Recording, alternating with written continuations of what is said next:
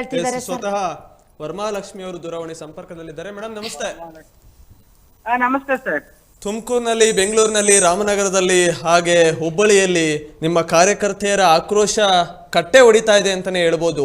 ಯಾಕಿಂತ ಮಂಡುತನ ಪ್ರದರ್ಶನ ಮಾಡ್ತಾ ಇದ್ದಾರೆ ಸೋಮಣ್ಣ, ಕುಮಾರಸ್ವಾಮಿ, ಶೋಭಾ ಕರಂದ್ಲಾಜೆ ಹಾಗೆ ಪ್ರಹ್ಲಾದ್ ಜೋಶಿ ಅಂತ ಸರ್? ಈಗ ಒಂದು ಈಗ ಸಾಯಂಕಾಲ ಬಂದಿರುವ ಸುದ್ದಿ ತಡರ ಸಂಜೆ ಮಾನ್ಯ ಕುಮಾರಸ್ವಾಮಿ ಅವರು ಇದರ ಮಧ್ಯಸ್ಥಿಕೆಯನ್ನು ವಹಿಸಿ ನಾಳೆ ಸಾಯಂಕಾಲ ಸಂಬಂಧಪಟ್ಟ ಕೇಂದ್ರ ಸಚಿವರುಗಳು, ಶಿಕ್ಷಣ ಸಚಿವರು, ಆರೋಗ್ಯ ಸಚಿವರು ಮತ್ತು ಮಹಿಳಾ ಮಕ್ಕಳ ಅಭಿವೃದ್ಧಿ ಸಚಿವರೊಟ್ಟಿಗೆ ಒಂದು ಜಂಟಿ ಸಭೆಯನ್ನ ಏರ್ಪಡಿಸಿದ್ದಾರೆ.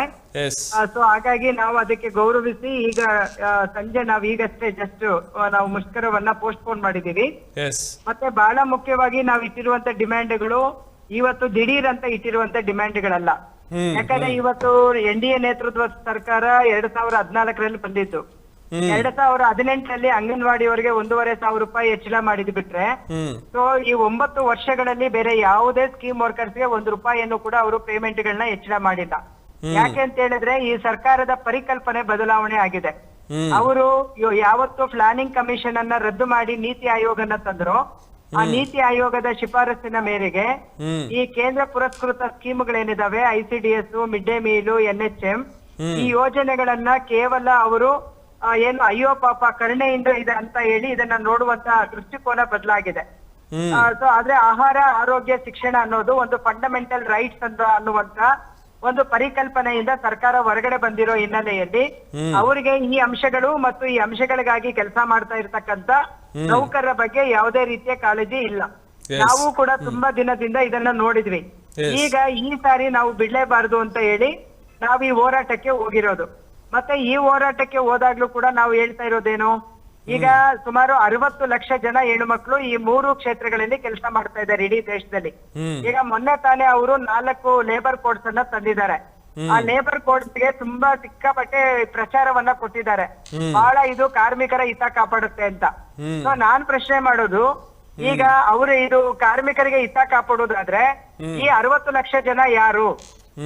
ಮತ್ತೆ ಅವ್ರು ಹೇಳ್ತಾರೆ ನಾವು ದೇಶದ ಎಲ್ಲಾ ಕಾರ್ಮಿಕರಿಗೆ ESI ಕೊಟ್ಟಿದೀವಿ, ಪ್ರಾವಿಡೆಂಟ್ ಫಂಡ್ ಕೊಟ್ಟಿದೀವಿ, ಗ್ರಾಜ್ಯುಟಿ ಕೊಟ್ಟಿದೀವಿ, ನೇಮಕಾತಿ ಪತ್ರ ಕೊಟ್ಟಿದೀವಿ, ಎಲ್ಲರಿಗೂ ಕೂಡ ಅವರ ವೇತನವನ್ನ ಗ್ಯಾರಂಟಿ ಮಾಡ್ತೀವಿ ಅಂತ ಹೇಳ್ತಾ ಇದ್ದಾರೆ. ಬೇಸಿಕ್ ಜಾಸ್ತಿ ಮಾಡ್ತಿದೀವಿ ಅಂತ ಹೇಳ್ತಿದ್ದಾರೆ. ಹಾಗಿದ್ರೆ ನಮಗೆ ಯಾವ ಬೇಸಿಕ್ ಕೊಟ್ರು?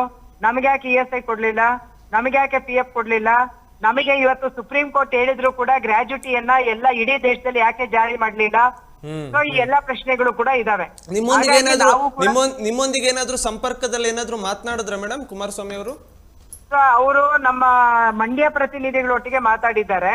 ಅವರು ವಿಡಿಯೋ ಕಾನ್ಫರೆನ್ಸ್ ಮುಖಾಂತರ ಅಡ್ರೆಸ್ ಮಾಡಿದ್ದಾರೆ ಮತ್ತು ಇದು ಟಚ್ ಅಲ್ಲಿ ಇದ್ದಾರೆ. ಮತ್ತು ವಿ ಸೋಮಣ್ಣ ಅವರು ಇದರಲ್ಲಿ ನಮ್ಮ ತುಮಕೂರಿನ ಪ್ರತಿನಿಧಿಗಳೊಟ್ಟಿಗೆ ಮಾತಾಡಿದ್ದಾರೆ. ನಾವು ಮತ್ತೆ ಈ ನಿಮ್ಮ ಮಾಹಿತಿಗೆ ಈ ಹೋರಾಟಕ್ಕೆ ಹೋಗೋದಕ್ಕಿಂತ ಮುಂಚೆ ರಾಜ್ಯದ ಎಲ್ಲಾ ಲೋಕಸಭಾ ಸದಸ್ಯರನ್ನು ಭೇಟಿ ಆಗಿದ್ದೀವಿ. ಅದ್ರಲ್ಲಿ ಕೆಲವರು ಸಿಕ್ಕಿದ್ದಾರೆ, ಮನವಿ ಮಾಡಿದೀವಿ. ಮತ್ತೆ ಸಚಿವರುಗಳನ್ನು ಭೇಟಿ ಆಗಿದ್ದೀವಿ, ಕುಮಾರಸ್ವಾಮಿ ಅವ್ರನ್ನು ಭೇಟಿ ಆಗಿದ್ದೀವಿ, ಆಮೇಲೆ ಮತ್ತೆ ಶೋಭಾ ಕರಂದ್ಲಾಜೆ ಮೇಡಮ್ ಅನ್ನು ಕೂಡ ಭೇಟಿ ಆಗಿದ್ದೀವಿ. ಅದೇ ಕುಮಾರಸ್ವಾಮಿ ಅವರು ತುಂಬಾ ಬಿಸಿ ಇದ್ದಿದ್ರಿಂದ ಇನ್ನೊಂದಿನ ಮಾತಾಡೋಣ ಅಂತ ಹೇಳಿದ್ರು. ಅದೇ ಆ ಮಾತಾಡ್ಲಿಕ್ಕೆ ಸಮಯ ಆಗ್ಲಿಲ್ಲ. ಅದೇ ಶೋಭಾ ಕರಂದ್ಲಾಜೆ ಅವರು ಸುಮಾರು 20 ನಿಮಿಷಗಳ ಕಾಲ ಮಾತಾಡಿದ್ರು, ಆಯ್ತಾ. ಆದ್ರೆ ಅವ್ರು ಏನು ಕೂಡ ಇದುವರೆಗೂ ಒಂದು ಪ್ರತಿಕ್ರಿಯೆಯನ್ನು ಕೊಡ್ಲಿಲ್ಲ. ಒಂದು ವೇಳೆ ಏನಾದ್ರೂ ಈ ಅಧಿವೇಶನದಲ್ಲಿ ಚರ್ಚೆ ಆಗ್ಲಿಲ್ಲ, ಈ ಬಜೆಟ್ ನಲ್ಲಿ ಮಂಡನೆ ಆಗ್ಲಿಲ್ಲ, ಈ ಸಂಸದರುಗಳು ಏನು ಕೂಡ ತುಟಿಕ್ ಪಿಟಿಕ್ ಅಲ್ಲಿಲ್ಲ ಅಂದ್ರೆ ನಿಮ್ಮ ಮುಂದಿನ ತೀರ್ಮಾನ ಏನಾಗಿರುತ್ತೆ ಅಂತ? ಸರ್ ನಿಮಗೆ ಗೊತ್ತಿದೆ, ನಮ್ಮ ಸಂಘಟನೆಗಳು ಯಾವತ್ತು ನಾವು ಫೀಲ್ಡ್ ಇಳಿತೀವಿ, ಸೊಲ್ಯೂಷನ್ ಇಲ್ಲದೆ ನಾವು ವಾಪಸ್ ಹೋಗಲ್ಲ. ಸೊ ಇವತ್ತು 2 ದಿನಗಳ ಹೋರಾಟದ ಫಲ ಮಾತುಕತೆಗೆ ಬಂದಿದೆ. ಯಾಕಂದ್ರೆ ಮಾತುಕತೆಗೆ ಕರೆದಾಗ ಹೋಗದೆ ಇರೋದು ಸರಿಯಾದಂತ ವಿಧಾನ ಅಲ್ಲ. ಹಾಗಾಗಿ ನಾವು ಹೋಗ್ತಾ ಇದ್ದೀವಿ. ಮಾತುಕತೆ ಏನಾಗುತ್ತೆ ನೋಡ್ತೀವಿ, ಬಜೆಟ್ ಅಲ್ಲಿ ಏನ್ ಬರುತ್ತೆ ನೋಡ್ತೀವಿ. ಸೊ ಬಜೆಟ್ ಅಲ್ಲಿ ಬರ್ಲಿಲ್ಲ ಅಂತ ಹೇಳಿದ್ರೆ ನಮ್ಮ ಹೋರಾಟ ಹೆಂಗೋ ಅಂತಾರಾಷ್ಟ್ರೀಯ ಮಹಿಳಾ ದಿನಾಚರಣೆ ಆವತ್ತು ಅವ್ರು ಯಾವ ಮಹಿಳೆಯರ ಬಗ್ಗೆ ಮಾತಾಡ್ತಾರೋ ಅದೇ ಮಹಿಳೆಯರು ಬೀದಿಗಿಳಿತಾರೆ. ಒಟ್ಟಾರೆ ಕೊನೆಯದಾಗಿ ನಿಮ್ಮ ಪ್ರಮುಖ ಬೇಡಿಕೆ ಏನ್ ಹೇಳ್ತೀರಾ ಮೇಡಮ್ ಕುಮಾರಸ್ವಾಮಿ ಅವರಿಗೆ?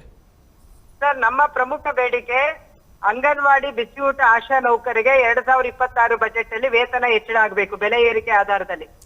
ನಾವು ಕೇಳ್ತಾ ಇರೋದು ಕನಿಷ್ಠ ವೇತನ ಕೊಡ್ಬೇಕು ಅಂತ. ಎರಡನೇದು ಅಂಗನವಾಡಿಗಳಿಗೆ FRS ಅಂತ ಏನಿದೆ ಅದನ್ನ ರದ್ದು ಮಾಡ್ಬೇಕು. ಆಮೇಲೆ ಇದು ಈ 3 ಸೆಕ್ಷನ್ಗೆ ಸಂಬಂಧಪಟ್ಟು ಒಂದು ವೇತನ ಆಯೋಗವನ್ನ ರಚನೆ ಮಾಡ್ಬೇಕು ಅಂತ ನಾವು ಕೇಳ್ತಾ ಇದೀವಿ. ಪೇ ಕಮಿಷನ್ ಅನ್ನ ರಚಿಸಬೇಕು ಅಂತ. ಆ ಪೇ ಕಮಿಷನ್ ರಚಿಸಿದ್ರೆ ಅವ್ರು ಇದ್ರ ಬಗ್ಗೆ ಎಲ್ಲ ಸ್ಟಡಿ ಮಾಡಿ ಹೆಂಗ್ ಕೊಡ್ಬೋದು ಏನ್ ಕೊಡ್ಬೇಕು ಅಂತ ರೆಕಮೆಂಡ್ ಮಾಡಿದ್ರೆ ಆವಾಗ ಸರ್ಕಾರಕ್ಕೂ ಕೂಡ ಸಹಾಯ ಆಗುತ್ತೆ ಅಂತ. ಹಂಗಾಗಿ ಪೇ ಕಮಿಷನ್ ರಚನೆ ಆಗುವ ತನಕ ಈ 2026 ಅಲ್ಲಿ ಇಮಿಡಿಯೇಟ್ ಆಗಿ ಏನು 7 ವರ್ಷಗಳಿಂದ ನಮ್ಗೊಂದು ಸಿಂಗಲ್ ಪೈಸಾನು ಕೂಡ ಏನು ಹೆಚ್ಚಳ ಮಾಡಿಲ್ಲ, ಅದನ್ನ ಹೆಚ್ಚಳ ಮಾಡ್ಬೇಕು ಅಂತ ಹೇಳಿ ಡಿಮ್ಯಾಂಡ್ ಮಾಡ್ತಾ ಇದ್ದೀವಿ ಸರ್. ಎಸ್, ಯಾವಾಗ ಹೋಗ್ತಾ ಇದ್ದೀರಾ ಮೇಡಮ್? ದೆಹಲಿಗೆ ಏನಾದ್ರು ಹೋಗ್ತಾ ಇದ್ದೀರಾ ಸರ್? ನಾಳೆ ಬೆಳಿಗ್ಗೆ 11 ಗಂಟೆ ಫ್ಲೈಟ್ ಸರ್. ಎಸ್, ಧನ್ಯವಾದ ಪ್ರಜಾಶಕ್ತಿ ಟಿವಿ ಜೊತೆ ಜನ ಹೋಗ್ತಾ ಇದ್ದೀವಿ ಸರ್. Okay, thank you. ಧನ್ಯವಾದ.